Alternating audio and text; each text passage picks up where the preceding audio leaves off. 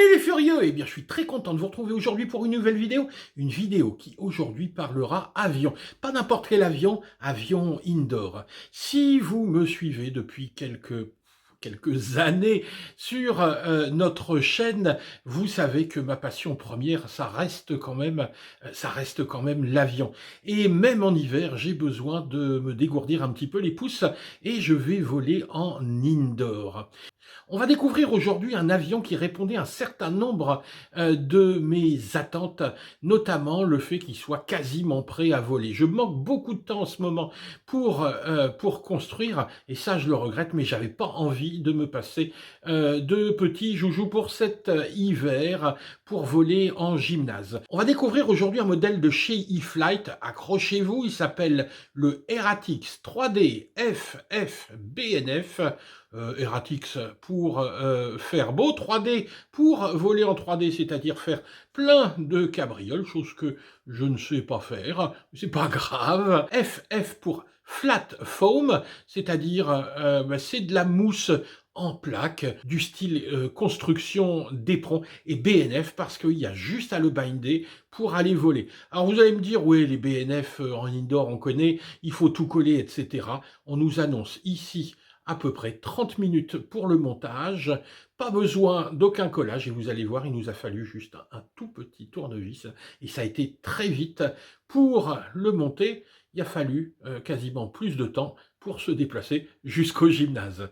Allez, on va découvrir ça, et on commence par le unboxing de cette Eratix 3D FF BNF. Bien, voilà, ce paquet vient d'arriver, enfin en fait il est arrivé ce matin. C'est donc la boîte de l'Eratix 3D FF qui a été livrée ici par transporteur. La première chose, regardez un petit peu. Regardez ce carton. C'est un carton qui fait 2,5 kg alors que l'avion qui est dedans ne fait que 350 grammes. Pourquoi? Tout simplement parce que c'est super fragile à l'intérieur. Et chez eFlight, ils ont mis le paquet. Oui, d'accord. Bonjour le jeu de mots. Un carton, tout d'abord, un surcarton de protection qu'on va retirer. Alors, pendant que je fais ça, on peut jeter un petit coup d'œil. Regardez sur l'étiquette orange ici. Pas de réserve égale pas de recours. Alors ça, c'est un petit truc qui est mis par le vendeur. Oui, c'est des gros malins. En gros, si c'est pété à l'intérieur, tu te démerdes si tu l'as pas ouvert. On te met dans la situation, évidemment, où tu ne peux pas ouvrir ce truc-là devant le livreur. Imaginez, hein, le livreur, il vous balance ça, vous n'êtes pas là, vous n'arriverez pas à ouvrir devant lui, il va se barrer.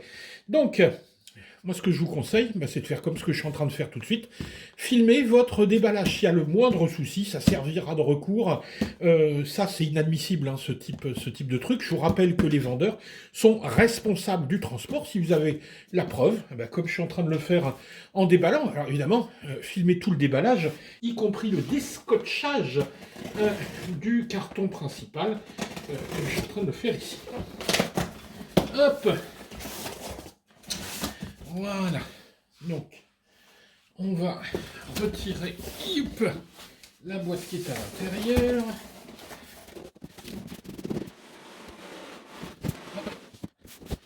Et voilà la boîte à proprement parler. Donc vous voyez là aussi un grand carton, mais là c'est l'habitude chez eFlight. Hein. Chez eFlight on a systématiquement un packaging qui est nickel. Vous l'avez vu avec mon Carbone Z cet été, alors que l'avion faisait plus de 2,10 m, on avait le même type de packaging. Et bien pour un avion de 300 grammes, ils mettent le paquet. Alors, qu'est-ce qu'on voit dessus? Une photo de l'avion, un petit peu de blabla ici, les capacités de vol acrobatiques, agressives, etc., les caractéristiques de l'appareil. Facile à assembler, avec le récepteur Safe ASX 3, bien évidemment. Donc on est sur une version BNF. Allez, parce que le carton, c'est bien, mais ce qu'il y a à l'intérieur, c'est mieux. Hop. Voilà. regardez ici, ce conditionnement, on ne peut pas faire mieux. Je vous rappelle ici, on est sur du Depron, du Depron sérigraphié, donc il est nécessaire qu'on ait quelque chose de juste impeccable pour le transport. Tout est sous polystyrène et scotché. Alors, moi, ce que je vais faire ici, je ne vais pas vous déballer ça comme un goré à la Waganomain Beast to Fly. Je vais faire ça proprement, je prendrai des photos de chacune des pièces et on va regarder l'assemblage ensuite. Mais bon, vous distinguez ici le fuselage, ici une aile, l'autre aile est là, on a l'empennage, le train d'atterrissage et puis sans doute les petits accessoires ici. On voit que toutes les commandes ici sont passées. Ça devrait... Il nous annonce normalement un montage sans outils. Hein. Alors, on a bien sûr aussi la notice de montage. Ça, je vous l'enlève. Hop, on peut regarder. Parce que, en général, c'est vraiment bien fait chez Flight. Je vais juste vérifier qu'on ait du français. Est-ce qu'on a du français italien? Oui. Donc là, c'est l'avantage quand même d'acheter en France. C'est qu'on a toute la notice en français. Et ça, ce sera intéressant, notamment pour le mode safe. Il y a 2-3 trucs à dire. On les avait vus pour le Carbon Z. Il faudra en reparler. Allez, on continue, je vous prends des photos de tout ça, je vous montre le montage, et puis on verra une fois que tout ça est assemblé. Allez, c'est parti, au boulot maintenant. Bien voilà, toutes les pièces de cette Eratix ont été sorties délicatement de leur boîte. On est maintenant prêt à monter l'engin. Alors vous allez voir, il y a rien de compliqué hein, dans cette histoire. Alors, première chose à faire, on va ici monter le train. Alors, le train, vous voyez, est déjà prémonté, hein, il y a pas de problème. Donc, on va introduire ici la petite tige carbone dans l'emplacement qui est déjà installé. Et on va venir clipser, ici regardez, il y a une petite encoche dans le carbone pour venir clipser sur l'attache en dessous du fuselage. Donc vous voyez, ça va très vite. En plus, ça va participer à la rigidité ici de la cellule avec un train monté en croix. Alors ça, c'est vraiment quelque chose de bien parce que souvent, sur les modèles indoor, les trains sont pas très très efficaces. Et là, on a vraiment quelque chose de bien pensé. Ensuite, on va s'attaquer au montage du stab. Alors pour le stab, il y a juste à le glisser ici à l'intérieur de son emplacement. Et vous voyez qu'il y a des petits renforts en plastique. Il va falloir juste les faire coulisser l'un dans l'autre. Donc il y a une petite encoche. C'est impossible de se tromper. Franchement, c'est impossible. Une fois que on est bien ici dans l'encoche et qu'on a aligné les trous, il n'y a plus qu'à visser. Il y a deux petites vis, une de ce côté, une de l'autre côté. Donc encore une fois, c'est super rapide. On note au passage que toute la dérive, elle, au contraire, est installée déjà. Et les guignols de dérive ici et la tige ici vers le cerveau, tout ça est installé. Hein, tringle et guignol installés. Ensuite, on passe au montage des ailes. Là aussi, ça va vraiment être très simple. On introduit la clé d'aile ici, qui est une petite tige de carbone, et on va venir glisser les ailes de chaque côté. Et là aussi, on a des petits ergots pour venir aligner tout ça, ce qui va être vraiment garant de quelque chose de très très propre. Alors là, on pourrait se dire, oh, il y a un petit écart, mais vous allez voir qu'une fois qu'on a mis les vis, donc il y en a une là, puis deux de l'autre côté, on a quelque chose vraiment de nickel. L'ajustement est juste parfait sur cet avion. Vraiment, ils ont fait du bon boulot chez E-Flite. Ensuite, on place les petits wingslets, je pense que ça s'appelle comme ça, c'est pas l'extrémité de l'aile, mais c'est sur l'aile, les petits stabilisateurs sur les ailes. Là aussi, hein, il y a des petits ergots pour venir s'aligner. Donc, en voilà un, en voilà deux, et puis vous avez les deux de l'autre côté. Ensuite, on va installer les petits stabilisateurs d'ailes pour venir renforcer, pour éviter que l'aile ne ballotte. De chaque côté du fuselage, on a donc une tige ici et une tige de l'autre côté. Vous remarquez que c'est réglable, donc on va pouvoir avoir comme ça une aile qui sera parfaitement perpendiculaire. Mais bon, moi j'ai pas eu à y toucher parce que c'était déjà le cas.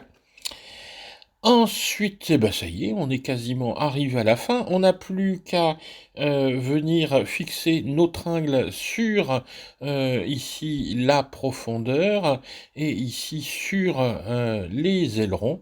Et puis ben voilà, c'est fini. Il n'y avait que ça à faire. Ça prend, allez, une heure si vraiment on prend son temps, qu'on lit la notice, qu'on se fait un café.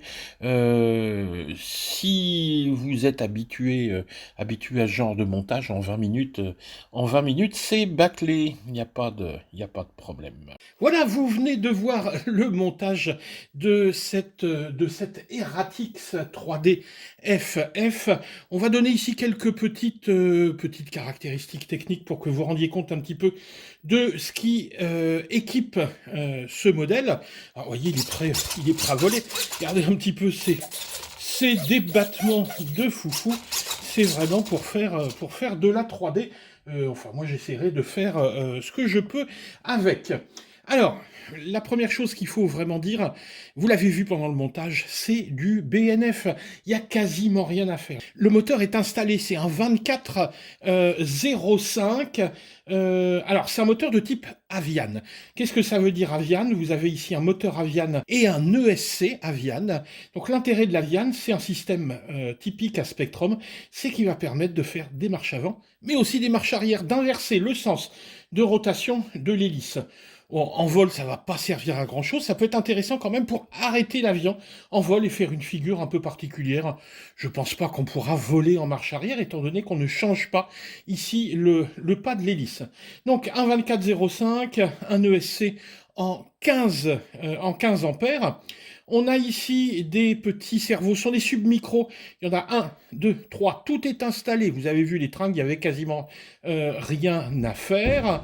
Tout est branché sur le récepteur. Le récepteur, alors je ne sais pas si on va réussir à le voir. Ouais, il est ici. C'est un AR 630 de chez Spectrum. Alors ici, c'est vachement bien parce que on a qu'appuyer sur un bouton pour le binder. D'ailleurs, ce récepteur est doté de la fonction, des deux fonctions ASX3 et Safe. Alors qu'est-ce que c'est qu'ASX3? Vous avez, si vous le voulez évidemment, hein, si vous voulez démarrer avec, vous entendez, hop, un petit gyro ici, hein, qui va corriger un petit peu l'assiette de vol. Ici, le gyro est vraiment réglé au strict minimum. Et ensuite, vous pouvez utiliser la seconde fonction que moi, j'active surtout pas parce que c'est exactement le contraire qu'on veut avec un avion 3D. C'est la fonction Safe qui, finalement, va bloquer un angle maximum votre avion pour éviter qu'il se retourne. Donc, quand on débute, qu'on veut juste faire des petits tours dans un gymnase, parce que on a beau savoir piloter dehors, je vous assure que piloter dans un gymnase, c'est extrêmement difficile.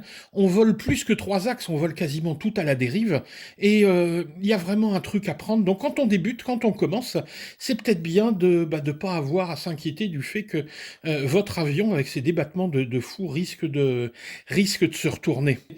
Oui, au passage, vous avez vu, mon hélice s'est barrée. Forcément, à l'intérieur, je ne mets jamais mes hélices, parce que regardez, sinon le risque, c'est qu'en mettant les gaz, en mettant les gaz, il se passe rien, parce qu'en plus, Attention, Moteur en route. J'ai un inter de sécurité. Et voilà. Hein. Si j'envoie, évidemment, il faut surtout pas que ça tourne. Ça paraît pas, ça boite du slow fly. C'est dangereux. On peut vraiment se faire très très mal. Donc tant qu'on bricole, ça en vire. Il y a un petit joint torique ici pour attacher l'hélice. Donc rien de bien difficile. Le matériau de cet avion, j'ai regardé un petit peu, je pensais que c'était du Depron, en fait c'est une espèce de PP avec une peau sérigraphiée autour. On verra l'usage, je pense que ce sera moins solide que de l'EPP de base assez épais. Je vous dirai après quelques gamelles s'il est encore vivant et si ça tient le coup. Qu'est-ce qu'il va falloir comme lipo? Des lipos 3S, l'idéal c'est du 650 mA. Moi j'ai du 550, j'ai du 400. Je vais essayer de jouer avec tout ça. Le tout c'est de trouver évidemment le centrage. Là j'ai balancé ça comme ça, j'ai pas encore bien fait le centrage. On verra ce que ça va donner.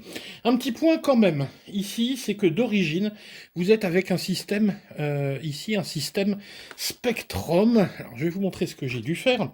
On a un connecteur IC2 de base, c'est-à-dire spécifique au système Spectrum. Moi j'ai dû ici rajouter, là vous voyez, une XT30. Donc j'ai coupé, j'ai retiré le connecteur d'origine pour mettre une XT30, sinon fallait forcer un petit peu. Moi j'ai j'ai pas de batterie smart de chez Spectrum, donc j'ai préféré utiliser cette solution là. Qu'est-ce qu'il vous faudra pour faire voler cet avion? Évidemment, une radio. Pas la peine d'avoir une grosse radio comme ça. Une radio Spectrum, même 4 voix suffit. Le récepteur étant DSM-X. Ça fonctionne aussi en DSM2 avec la TX16S, avec le multiprotocole. Il n'y a pas de souci. Vous pouvez binder. On appuie sur un bouton sur le récepteur.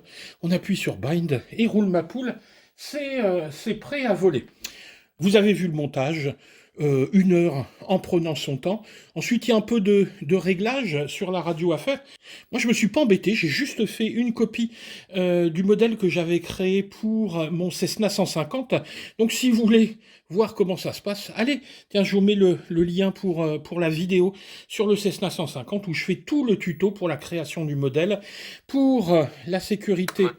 Ici, moteur pour le dual rate. Alors, je vous remonte le dual rate, comment ça fonctionne. Regardez un petit peu ici les ailerons.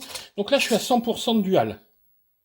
Dual 70%. 70%. Dual 50%. 50%, donc vous voyez que les débattements ici, si on regarde les ailerons, si on regarde la profondeur ou la dérive, les débattements sont beaucoup plus petits. Dual 100%. Si je passe en 100%, là attention, on est chez les meumeux. Et quoi qu'il arrive, quand la sécurité moteur est enclenchée, hop, j'ai rien. Attention, moteur en route. Et par contre, dès que je mets ici mon inter en route, le moteur peut partir. De façon générale, même si ce sont des petits avions comme ça, indoor, même si ça pèse rien, 346 grammes, c'est-à-dire que pour de l'indoor, c'est une brique, on peut dire. Actuellement, les indoor sont à 120, entre 120 et 150 grammes. Là, l'intérêt de cet appareil, c'est qu'il risque d'avoir du matériel très solide là-dessus, mais surtout, il va pouvoir voler un petit peu en extérieur. Les indoor le font pas du tout. Donc, on va le tester, ça va être la prochaine étape. On va aller le tester en gymnase et puis voir un petit peu s'il est pas trop lourd, s'il vole pas trop vite. Moi c'est ça mon angoisse. Et puis s'il est capable de faire 2-3 pirouettes, on verra bien. Et surtout, avant de se retrouver pour le test en vol, je vous rappelle, comme d'habitude, si la vidéo vous a plu, vous mettez un petit pouce vers le haut. Si vous voulez donner un petit coup de pouce à la chaîne, regardez en dessous, vous pouvez me payer un café si vous avez envie, comme un copain. Si vous avez des questions à me poser, on va boire un café ensemble. Et puis, on peut discuter, c'est pas un souci. Voilà, on va voler, puis après, on se retrouvera pour de nouvelles aventures. Allez, ciao les gars!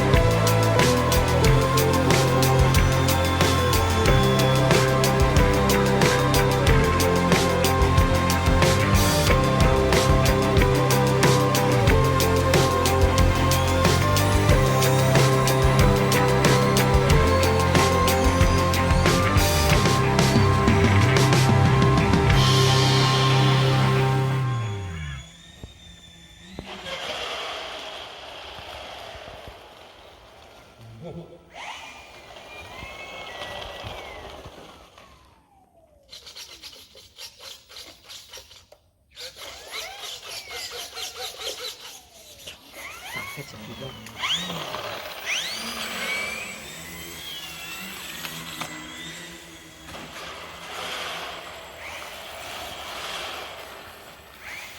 Du coup,